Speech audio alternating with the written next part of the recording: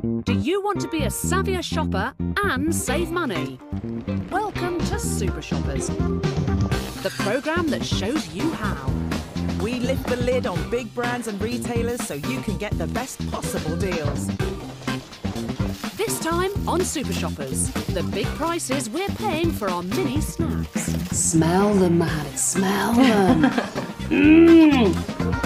Just how loyal do you have to be to get a free coffee? I'm checking out who offers the best sweeteners, or if it's all just a bit of froth. Plus, travel insurance. Are we being fleeced when we fly? They might tell you that it's incredibly convenient, and of course the reality is it's very profitable for them.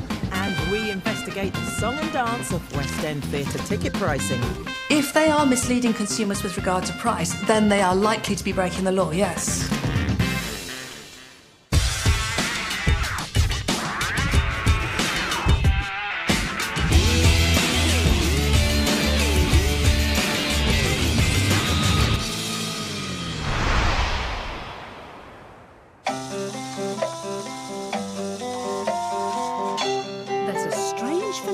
Taking over Britain. No, the nation isn't shrinking, but our favourite snacks are. You don't have to shop far these days to find mini versions of your favourite snacks, like Maryland mini chocolate chip biscuits, or even your McVitie's digestive nibbles. There's even cheesy snacks. Get this, Cathedral City nibbles, and the Laughing Cow mini cravings. And some families love them. I've come to meet Reham and Mohammed from Paisley, who spend about £25 a month on minis. Reham thinks they're a handy way of ensuring Mohammed doesn't overindulge. Now, I know that that is your snack drawer. Yes, it is. Show me. Let's have a look. So I can see that these are super useful, aren't they? Yes, they are. For putting into a lunchbox for a child. Yes, they kind of limit you on how much you can eat as well, rather than the big packs. Oh, that's a really good point. Yeah, otherwise you'll keep eating. And food companies know just how keen many of us are to cut down on our snacks. But when it comes to indulging ourselves, we prefer a little something rather than nothing at all. And mini snacks offer a tempting solution. One of the things going on is this idea of permissibility. If I'm going to limit how much chocolate I eat, then I want that chocolate to really deliver. I want the stuff I love, but I want to keep it contained. And that rule applies to the freezer too. Ice cream, anyone? Magnum launched Magnum Minis specifically based on consumer feedback, where they were saying, just for your everyday evening, for actually eating the full-sized Magnum, that's a bit much. But it's not just Honey, I Shrunk the Sweets. When it comes to cheese, a fifth of sales are now snack-sized portions. Yes, cheese has given itself a makeover. What's working in favour of things like cheese at the moment is that a lot of people are quite worried about sugar, and cheese is in a perfect place to be that alternative snack. At 100 calories, the cheese snack bar has 25% less calories than an equivalent chocolate bar, but it does have a higher fat content. So a company's offering us what we might think are healthier options for our own well-being. Let's look at those prices, shall we? Your McVitie's digestive nibbles. Those digestive caramel nibbles, they're taking the biscuit at £1.67 per 100 grams, nearly 3 times the cost of normal chocolate digestives. As for Magnum Minis, they'll eat a hole in your budget. We found some were over a third more expensive than the standard size. And if you're not already cheesed off, a cheese snack bar for grown-ups on the go. The new Cathedral City snack bar is 180% more expensive per gram than a family-sized block. So given that ultimately manufacturers are just making a smaller version of what they already make, why are they charging such a premium? The reality is not all costs go down just because you've made the product smaller. Obviously, some of them will do. You know, you're making, say, a smaller ice cream, you're going to need less cream, less milk, less sugar. That's absolutely true. But for example, your machine that's making your ice cream sticks, it can't make twice the quantity, it can't make them twice as fast. Okay. Just because they're half the size. Ultimately, you are going to end up in a situation where the bigger product is probably going to be cheaper and the smaller product is going to be more expensive. So there are some legitimate reasons for the bigger prices. But back in Paisley, can super shoppers save Reham any money? I want to uncover which minis are taking the biggest bite out of her shopping budget. Cue mini trumpets. Time for the Super Shoppers Cookie Challenge. First, mini-sized Maryland cookies. Which has got more biscuits on it? Clever boy. And yet both these plates of cookies cost £1. Next, Jammy Dodgers. Which plate is more expensive, do you think? Take a guess. You don't know. Sorry, Mohanad, trick question. The answer is neither. Incredibly, both these plates are also £1. Finally, Mohanad's favourite, Oreos. Now then, come on. Which plate has got more biscuits on it? Yes! Correct again! Unbelievably, for the price of the minis plate, you can buy over 3 times the amount of regular Oreos. Meaning of the brands we checked, Oreos are the worst value, making them the Cookie Challenge champions. Very surprised. Can't believe it. Do you think that that would make a difference to your shopping budget? I mean, yeah, definitely it will. If Reham was to trade in all her mini snacks for their full-size equivalents in her weekly shop, she'd save more than £15 a month. That's a super shopper's annual saving of over £200. How would you package them up in Mohanad's lunchbox then? I can just put them in little small boxes. It'll be fine. So if you give up the mini snacks with big prices, you too could save hundreds of pounds a year. Enough maybe to upgrade from this to this.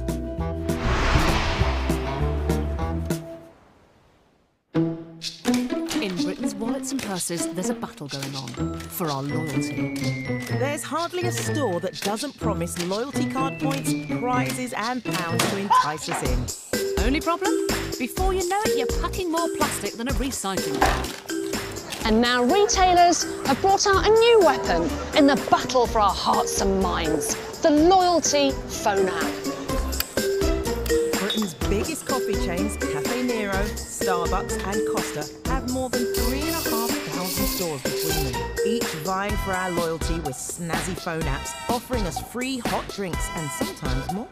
But my mission is all about Britain's best-selling coffee, the 16-ounce latte. How many will I need to buy to land a free one? First up, Cafe Nero, the latest to launch an app. Now, Nero's app is nice and simple. Basically, they've just taken their loyalty card and digitalised it. So, for every coffee you buy, you get a virtual stamp. Buy 9 coffees, you get the 10th for free, and that's on any coffee at all. But Nero's app has few other gimmicks and perks, unlike that from the world's most iconic coffee shop, Starbucks. It worked. The Starbucks app allows you to pre-order your coffee so you can pick it up whenever you're ready, which is fantastic if it's a really busy day. To get a free drink, you need 15 of their virtual stars. But that's almost 50% more coffee purchases than you'd have to make in Cafe Nero. So here's my top tip. You get a star per transaction at Starbucks, not per drink. So when you go to the till, just put your drinks through separately and then you'll pick up more stars. Simple! Then there's Costa. Last year, the UK's biggest coffee chain ground out profits of £153 million. I tell you what, you definitely need some caffeine to work out how Costa's loyalty scheme works. So, for every £1 spent, you get 5 points. For every point scanned, you get a penny. What? You do get 100 points when you sign up, and then when you have enough, you can swap them for food or drink. But here's the catch. You only get points on every full £1 spent. So in this £2.65 drink, you only get points on the full £2, not the extra 65p. So I think my loyalty has just slipped down a notch or two. But it's not just the 3 grande coffee chains that are looking to win our love through loyalty. Allianz are keeping it old school with a simple stamp card, where you get your 7th coffee free. That's just £11.34 in 14-ounce lattes before you get one on Ronald. The coffees in the big 3 chains are 2 ounces bigger, but how much coffee do you need to buy to get a freebie from them? Cafe Nero, 9 cups of coffee will cost you £25.20. In Starbucks, 15 cups of coffee will cost you £40.50. And finally, because you only get points on every full pound that you spend at Costa, to get a free coffee here would cost you an unbelievable £71.55. Now, loyalty will only go so far, and that has definitely tested mine. So of the big 3, Cafe Nero does offer the cheapest route to getting one on the house. But it's still almost 50% more expensive than McDonald's, meaning free coffee from the big 3 chains. I'm not loving it.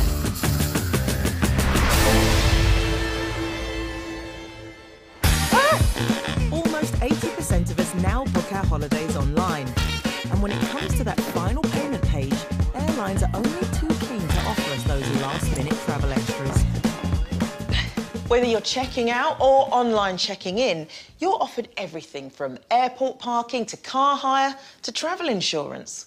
Convenient? Mais oui. But is there a cheaper way to buy these things? You're right, Anna. You got to take your flippers out and everything. Really? Yeah, they won't fit. I need them. Whilst Andy hits the beach, I'm hitting the internet to find out what Britain's busiest airlines charge for online add-ons during the peak holiday week of the year. When it comes to parking at the airport, should you go with what the airline offers or just book direct? Well, super shoppers, we found you can cast your cynicism aside. In this case, the airlines offered great deals. Take Ryanair. They offer a week's parking for just under £38 with jet parks at Stansted, compared to almost 53 quid if you book direct. But when it comes to car hire, prices are less clear-cut. Sometimes it's the airline that offers the best deal, other times it's the hire car company. And the winner is no one. It really is so dependent on where you go, how long for, and how flash you want to look. So our advice is check online reviews to dodge hidden extras, which could steer the price northward. So that's one clear win for the airlines and a score draw. But the one add-on that really shocked us when it came to price variation was travel insurance. We found that travel insurance for a family week in Malaga during the August bank holiday costs anything from 24 quid to 50 quid, depending on the airline. But when we dug deeper, we made another interesting discovery. EasyJet's family insurance costs £51.60. Yet Allianz, the people who provide EasyJet's insurance, only charge £35.97, 30% less. So EasyJet's policy is broadly similar to the cheaper one you can get by going straight to Allianz, with one key difference: medical cover. When we scrutinised the small print, we found EasyJet's pricey policy offered £15 million of medical cover, while Allianz provides £10 million. But what is enough? We spoke to consumer expert James Daly. What do we actually need if we're travelling to Europe? I think if you want to be on the absolute safe side, £5 million would be the upper limit. As long as you've got a European health insurance card, then you're covered to use that country's health insurance system. The major difference between EasyJet and Allianz policies is a level of cover we may not need. So why does EasyJet charge more for a similar policy? So we found that EasyJet uses Allianz to provide its insurance cover, yet it charges much, much more. Why? EasyJet is selling policies to its customers. At the moment, they're thinking about buying a flight. They're not comparing prices at that moment, so it's easier to sell them something that's more expensive. People buy it quite quickly, but it's actually quite complex, and it's important you've got exactly the right amount of cover in the right circumstances. And it's important to understand that so you don't overspend, because the higher the limits, the more it's going to cost. There's nothing preventing EasyJet from doing this, and they're not breaking any laws. So us consumers need to do our homework. here's some holiday insurance tips. The important thing is to shop around. The best place to do that, in my view, is the comparison sites. Go to a few of them because you can get better deals from some comparison sites than other ones. And any advice for when we're going to see Aunt Sheila or Uncle Hank? If you're going to the States or outside of Europe, getting a policy with enough medical insurance is really important because that's the area where this insurance really comes into its own if something goes wrong. And things do go wrong on holiday. So if you don't want to get burnt, take your time when you're booking online.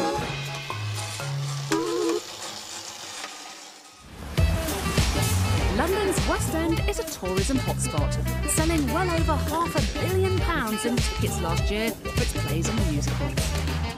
But Super Shoppers has found an untold story of drama and mystery waiting in the wings. This is a tale of money, set in the glamorous world of theatre, where you, the audience, could be parting with too much money.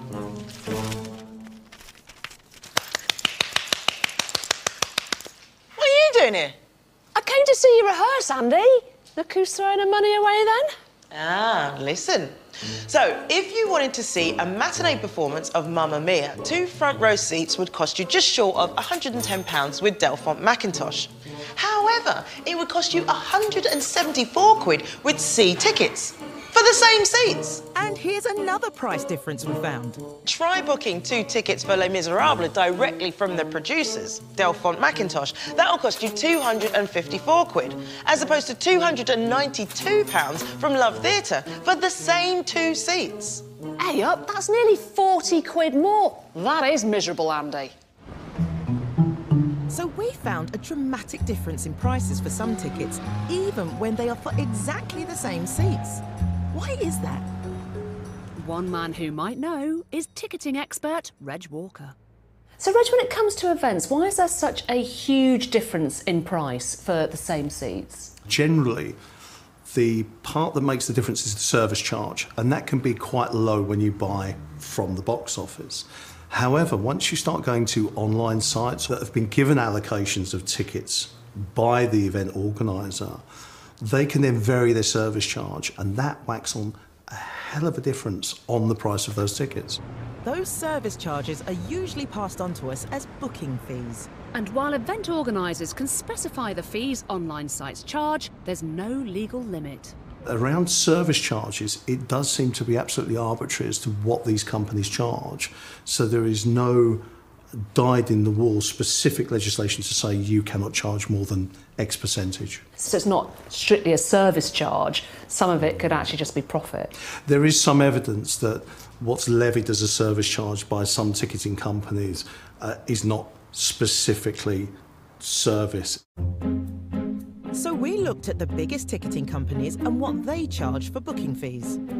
For example, when we checked industry giant Ticketmaster, they added 10 to 15% per ticket. But when it comes to the biggest price hikes, we found several companies applying booking fees in excess of 20%, including Love Theatre. What these companies have done is completely legitimate. However, when it comes to Love Theatre, we found there's a twist. Ticket company Love Theatre are actually owned by a much bigger company called the Ambassador Theatre Group. Yet, their own box offices and online site charge much lower fees than Love Theatre. So guess which company I am not loving? Buy a stalls ticket for Wicked direct from Ambassador's website and you'll only be charged a £4.50 booking fee. Yet the website they own, Love Theatre, charged up to £22 booking fee. And when we bought a ticket for a non-Ambassador's production, Mamma Mia, we found the plot thickened. This stalls ticket for Mamma Mia costs £52.50 at the box office. That's £51.25 face value and an extra £1.25 restoration levy fee. But on the Love Theatre website, the face value for the very same seat was £72.50. That's a £20 difference in the face value. The price set by the producers. Can the face value really be changed? Sylvia, can you just explain the law around the sale of theatre tickets in relation to pricing? The retailer should give clear information as to the price of the ticket, so you know how much the ticket is and how much the additional fees are. So in other words, they should give the face value separately for any additional charges. Yet Love Theatre appears to be charging £20 above the original face value. The face value should be exactly the same, and if it's not, then it would mislead consumers. So are they breaking the law? If they are misleading consumers with regard to price, then they are likely to be breaking the law, yes. Ambassador Theatre Group and LoveTheatre.com told us, "We strongly refute any allegations that LoveTheatre.com misleads customers or falsely advertises ticket prices and associated fees. LoveTheatre.com is a ticket agent and does not control the face value of tickets. The fees for LoveTheatre.com are reflective of the agent market as a whole. We abide by the STAR Code of Practice as well as all relevant consumer and trading standards. We can confirm that the face value price for tickets offered on LoveTheatre.com is priced as instructed by the venue operator." So if you're planning your own Theatreland trip, here's our Super Shoppers tips. Number 1, if you can't book direct with the theatre box office, make sure you use an authorised seller. Of the 4 big sites we checked, we found Amazon Tickets offers the lowest booking fees of roughly 5%. Number 2, theatre box offices often sell discounted same-day tickets, even when online sites might tell you they're sold out. Number 3, if you're feeling lucky, some theatres run a lottery for cut-price deals at the box office. So I hope you are listening to those money-saving tips, because there's nothing worse than a performance that falls on deaf ears. Hi, Anna! Sorry. If you've got a story you'd like us to investigate, get in touch at C4 Super Shoppers. Next time, the supermarket's best-kept secret, how travelling an extra mile could save you a packet. Kick a man, £2. 3 times as much, £3. That's the same brand. We put the squeeze on kids' toothpaste, telling you which ones to buy and which ones to give the brush off. And we take on the growing trend for vitamin-enriched drinks. You're blowing around £600 a year on these.